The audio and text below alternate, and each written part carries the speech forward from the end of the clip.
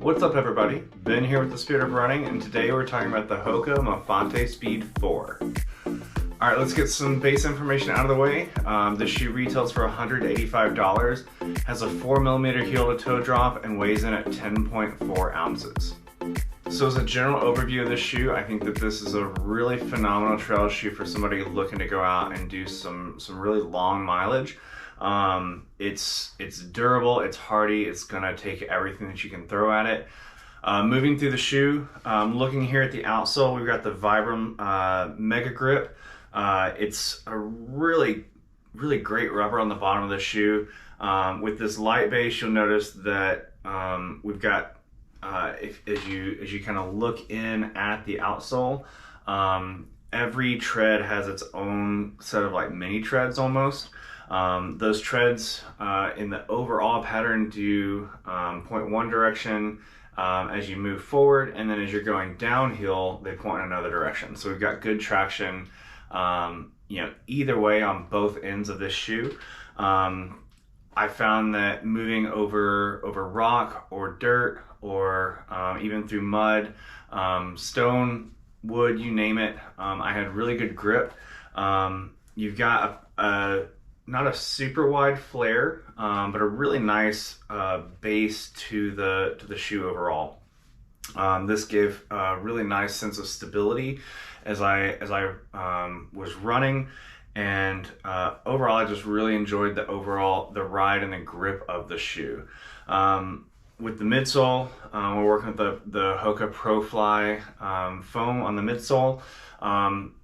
I used this shoe for a 50-mile race, and I felt really comfortable the whole time. Didn't really have any issues with anything coming up through the midsole. There's enough stack height here that I think that even without the rock plate, we've got a whole lot of protection for the foot, and then just a really good cushion and structure and support to kind of get us through through those longer runs on any terrain. I've worn it down here in the Houston area. I used it for the Brazos Bend 50-miler. I've also worn it up in Paladar Canyon, up in the Texas Panhandle, and in both conditions, which are actually pretty different, I felt well protected and very stable. So I think that the shoe itself is not super wobbly, because even though we've got a really nice soft foam underfoot, the foam is dense enough and sturdy enough that when I was moving, especially in kind of an off-cant foot position, I still felt secure where I was placing my feet, and I didn't worry about the shoe crushing to one side or the other. So I think that's really important in the trail shoe, and a really good feature to have. Moving into the upper, Hoka kind of does this like combination. They've started adding this kind of, I'm gonna call it like a tail fin. For me, I've really enjoyed this in a couple of the Hoka shoes. Kind of helps get the shoe on and almost acts like a little miniature shoehorn as you put the shoe on. Still got the tail loop in the back, so I'm not sure what combination they're going for with that. But really good padding around the heel collar.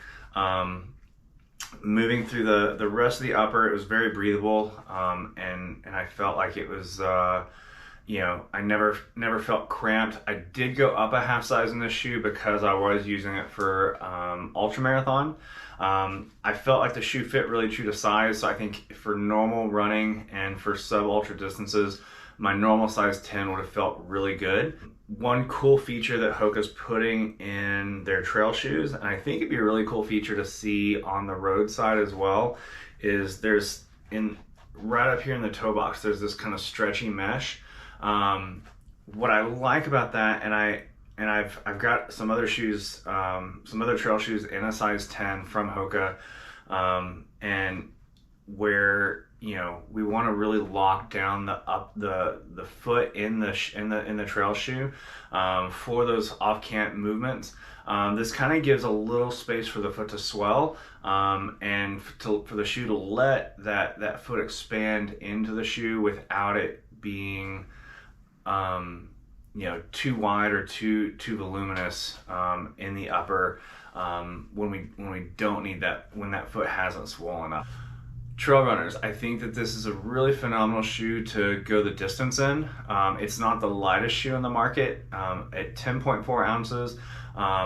It's by no means the heaviest shoe on the market, but it is a shoe that I think if you're going out for like a flat and fast trail run, and you're going for that PR, that podium, we might want to look at something else.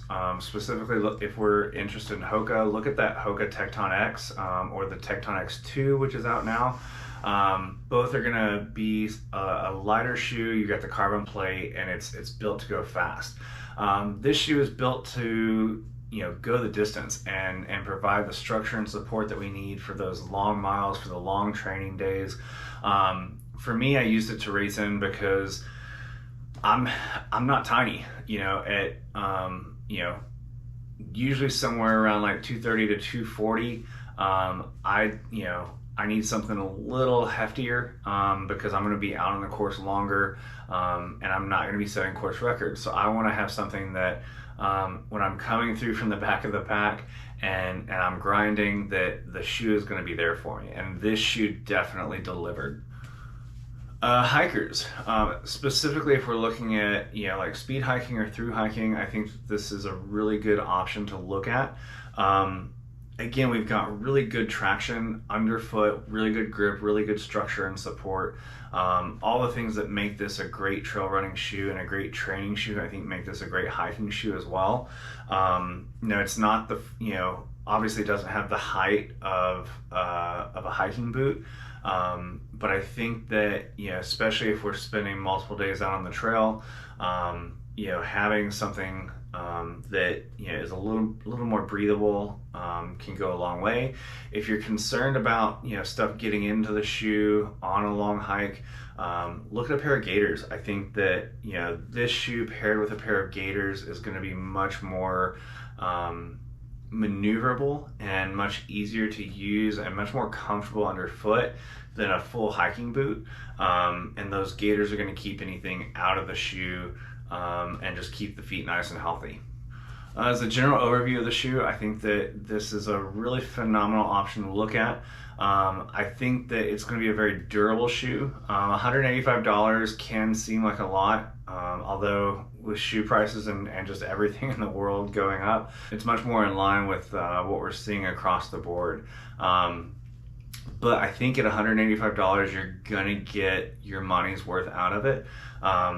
The construction of the shoe is top notch, and the overall cushion and support and just the feeling like the shoe didn't give, like I didn't lose anything from the shoe when I was racing at the ultra distance. I think that this is going to be a shoe that you can log a whole lot of miles in and get just a lot of time out on the trail on this shoe and really enjoy those miles. Again, it's not going to be the fastest shoe out there to hit the trails in, but if you're looking to get some good quality mileage in and finish that mileage, finish your training block strong and healthy and ready to go into your race, I think this is a really good option to look at. Definitely encourage you to go get it on your feet, see how it feels for you. Play around with the sizing again. I think that overall it fits really nicely true to size. I went bigger because I was going that ultra distance, but I don't think that's necessary for the shoe. So enjoy it, and I'll see you out there.